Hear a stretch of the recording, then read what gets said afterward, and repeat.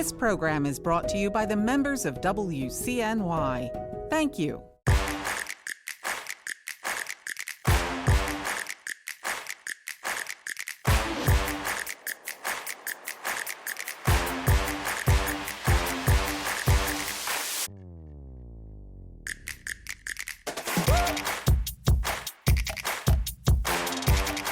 Welcome, America, to Balancing Act, the show that aims to tame the political circus of two-party politics. I'm John Katko. This week, the Department of Justice. Who does it serve, and how should it be run? In the center ring, former Acting Attorney General George Terwilliger gives an inside look at its purpose. And then, Carson Holloway and Ty Cobb take to the trapeze to discuss whether presidents, past and present, have honored the independence of the DOJ or tried to influence its actions. Plus, I'll give you my take, and Bloomberg's Skylar Woodhouse tells us what's happening next week in Washington. But first, let's walk the tightrope.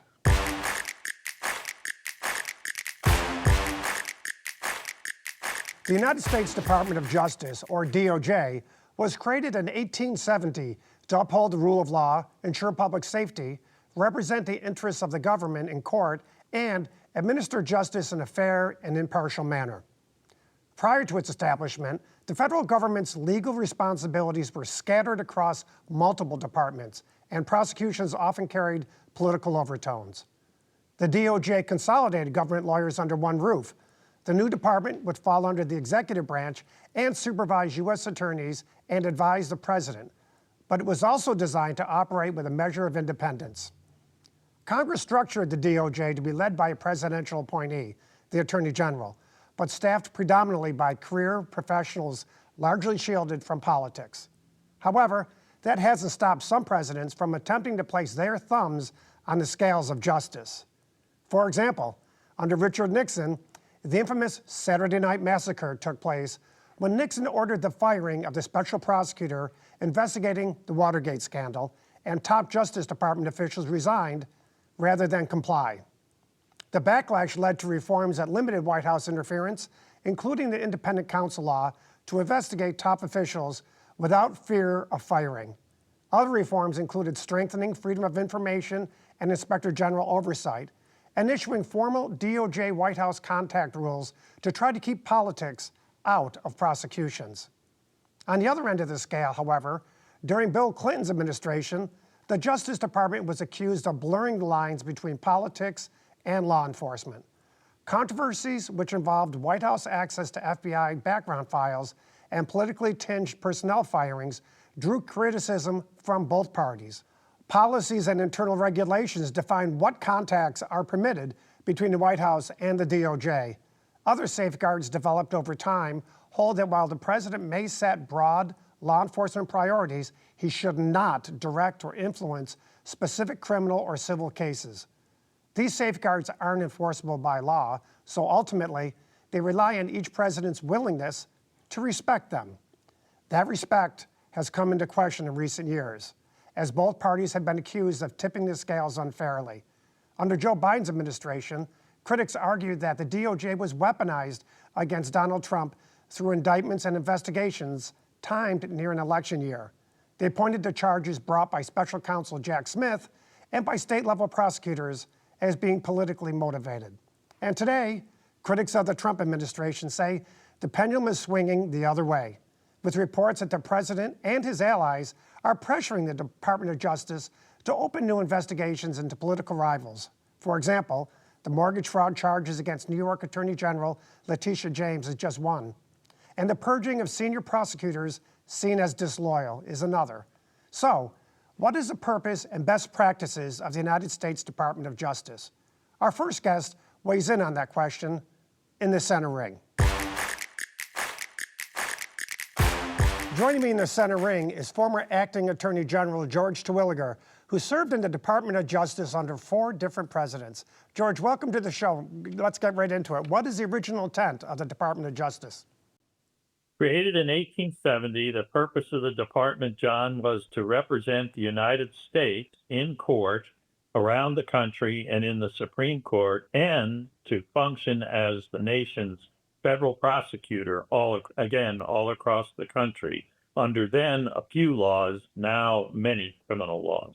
So, George, what took so long to form the Department of Justice? Why wasn't it at the beginning of our country's founding?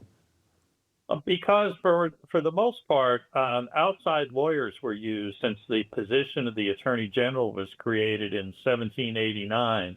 So up until the Civil War and shortly thereafter, private lawyers would be hired because there just wasn't that much litigation involving the United States. That seems a bit ironic now, of course, when there's constant litigation involving the United States. But it had grown enough, including under the False Claims Act, because of fraudsters trying to sell insufficient or inadequate goods to the government during the Civil War. And the False Claims Act became a very important part of the federal docket, and they needed attorneys all across the country to represent the United States in those and other cases, as well as in connection with then burgeoning civil rights during Reconstruction in the South. Does the Constitution or any of its amendments make any reference to the Department of Justice? No, not really. The Department of Justice is a creature of statute created by Congress under making all necessary and proper laws. But the Attorney General, of course, existed as part of the president's original cabinet going back to 1789, and even today enjoys a prominent role as an advisor to the president on legal matters. So, yeah, I'm going to talk more about that. What are the best practices over time between an Attorney General and the President of the United States? Well, when it comes to criminal cases, the department has, at least superficially, been afforded a great deal of independence. But by law, the president is in charge of both the Justice Department and the Attorney General overall, and therefore can give it directions.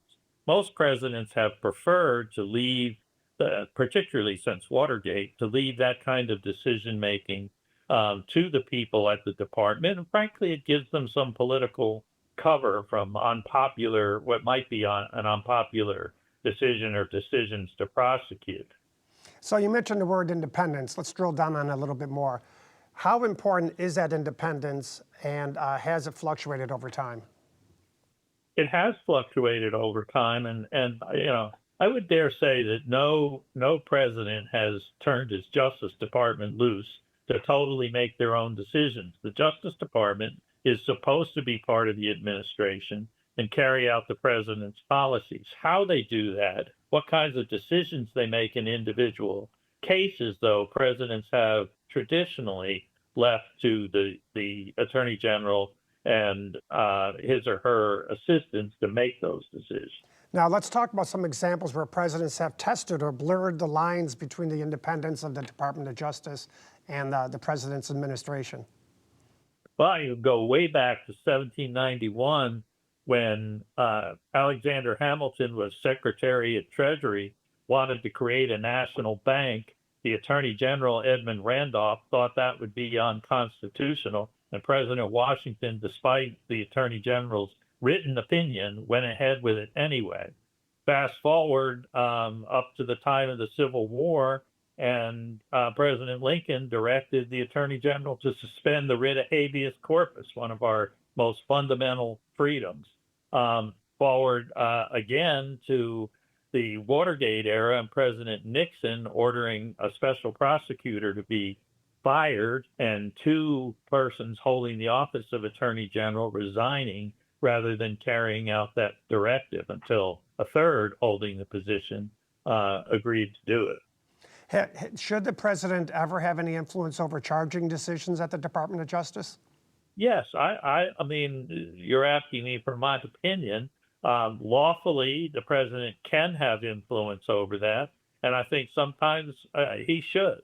Now, normally, you would expect it to be more categorical. I want, heavy enforcement of the drug laws or the immigration laws or organized crime, and leave the individual decisions more to the prosecutors to make. So what laws exist to ensure accountability within the Department of Justice? there really is no law that ensures accountability. The accountability at the end of the day, John, is political. The attorney general answers to the president, and the president answers to the people. That's the ultimate check on abuses of presidential authority, including in the operations of the Department of Justice. So what is the process, if any, for determining whether the authority of the Department of Justice has been misused in some way? Well, Congress certainly, you as a former member of Congress certainly recall that Congress conducts regular oversight of the Department of Justice and will call the Attorney General and other presidential appointees on the carpet for their decision making. And that's totally appropriate and is consistent with what I was just saying about political accountability, because those are the representatives of the people holding the president and his appointees' feet to the fire. Aside from the practices in the past between the president and the Department of Justice, how important is the appearance of impropriety, or the appearance, more importantly, of independence to the American people? What priority is that for the American people, do you think? Well, I think in some respects, the idea of independence is a misnomer and it's overblown. What we're really talking about is the oath that every member of the Department of Justice has an official function, the oath they take to uphold the Constitution. And what we're really talking about in terms of independence is exercising that kind of good judgment that upholds the rule of law. How did John and Robert Kennedy work together, you think? Yeah, having the president's brother as the attorney general. And, you know, history now tells us that the President Kennedy was not at all shy about telling his brother what he wanted him to do in terms of vigorously enforcing the civil rights laws, including U.S. Marshals, and sending the deputy attorney general down to make sure some minority children actually got admitted to school where the governor opposed having them there. So that was very, very active. I think other presidents, particularly since Watergate, have probably been less transparent about their direction to the Department of Justice. But Congress's role is to draw that transparency out. George Terwilliger, thank you so much for your great service to this country and very distinguished service. For more now, let's take to the trapeze.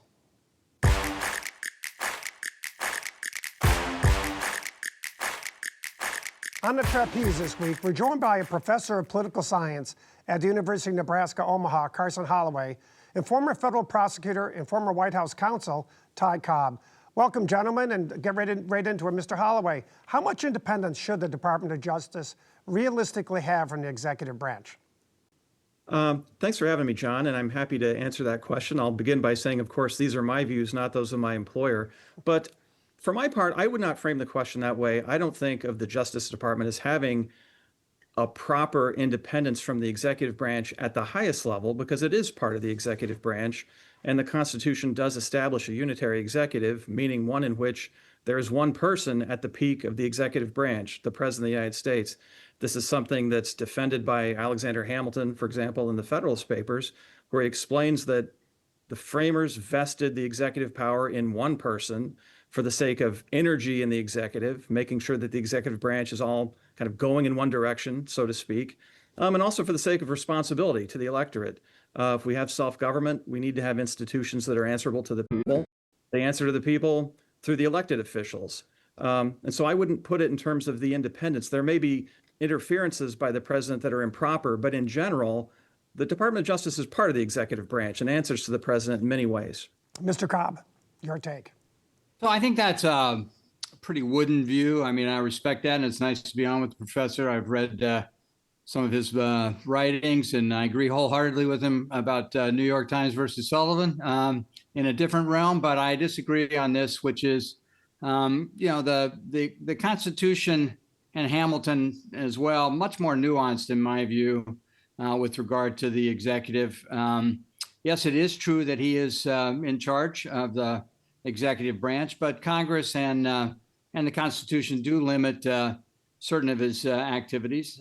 And it's the Bible in the Justice Department, the DOJ manual written under Eisenhower in 1953, that case-by-case judgments must be impartial, must be insulated from political influence. It's imperative that the department's investigative and prosecutorial powers be exercised free from partisan consideration. That is the rule under which the Justice Department has operated for the last 70 years and no longer operates. But that was the rule until recently, when the president started targeting his enemies.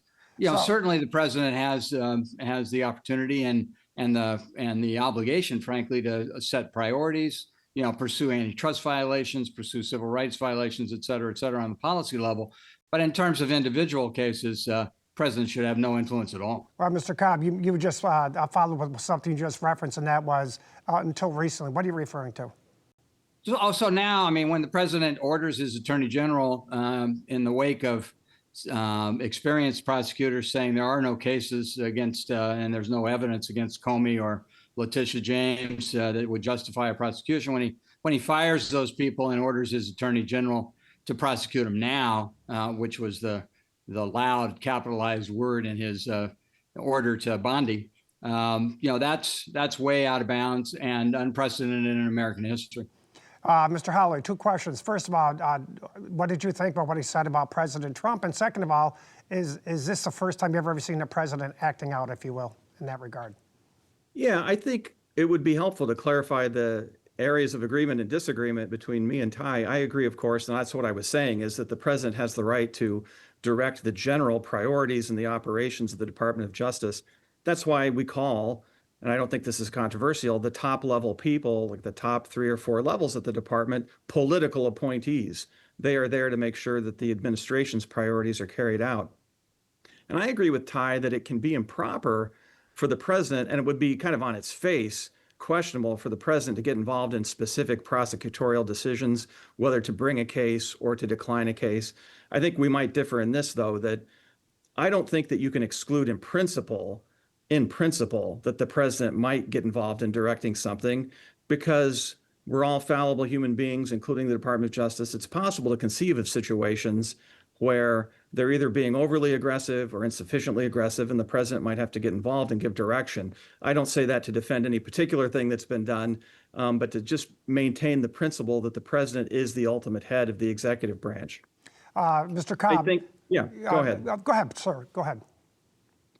No, I would agree. I think that was well stated, and it's not substantially different from my view, which is, the president certainly has policy prerogatives that he's free to state, and that his attorney general, should pursue because of his role, because of the president's role in the executive branch, as I said, in say antitrust, civil rights, terrorism. Of course, 25% of the FBI is now working on immigration cases, having been taken off terrorism cases and off major crimes cases, off money laundering cases.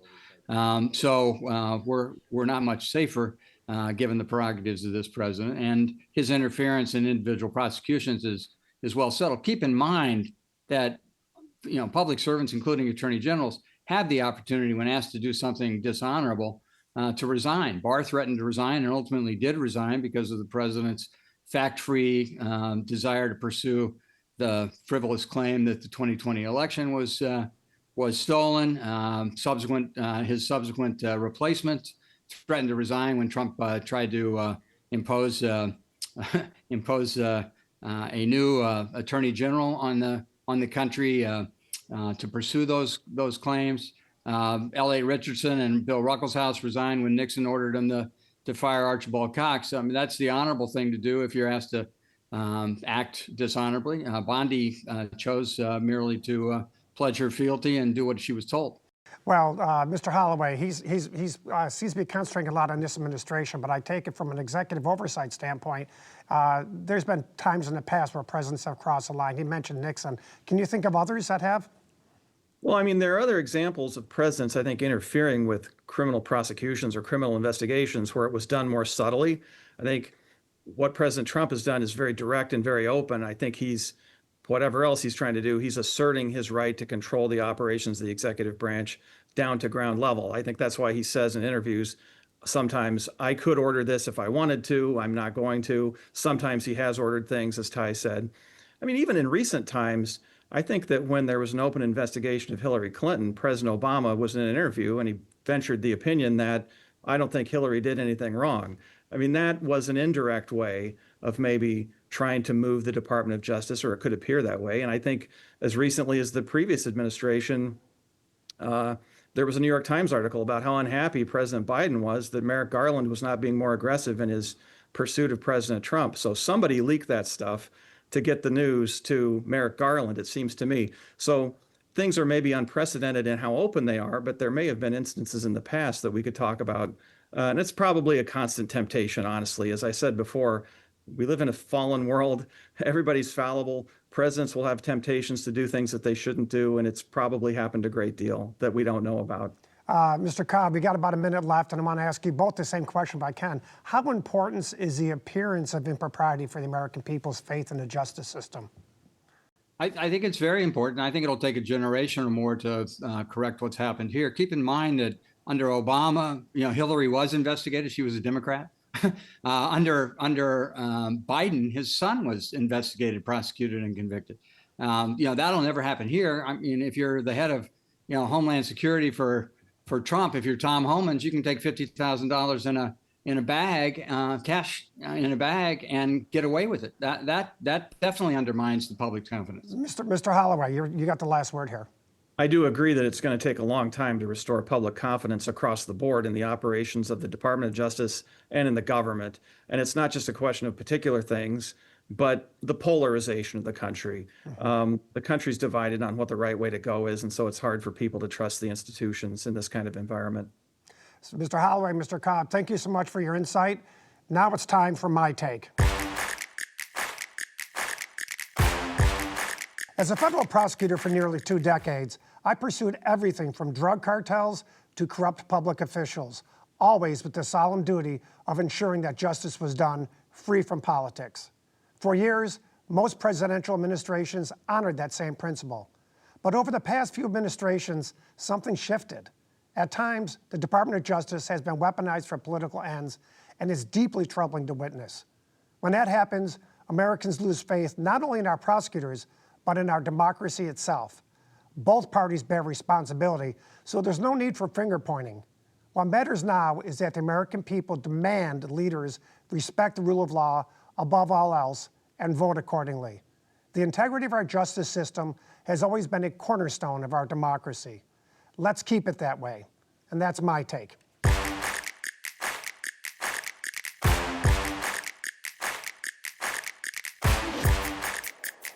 With us now is Bloomberg's Skylar Woodhouse for a look at what's happening next week in Washington. And Skylar, next week begins the whole narrative about the midterm elections. So what do you see as the big issues now that the elections are over? Yeah, with these elections over, it's sort of a welcome to midterms. Midterms are here. 2026 is just around the corner. And Democrats and Republicans are now sort of going to the table to sort of strategize how they can secure power in Washington, especially at a time where in Congress, it's such a narrow.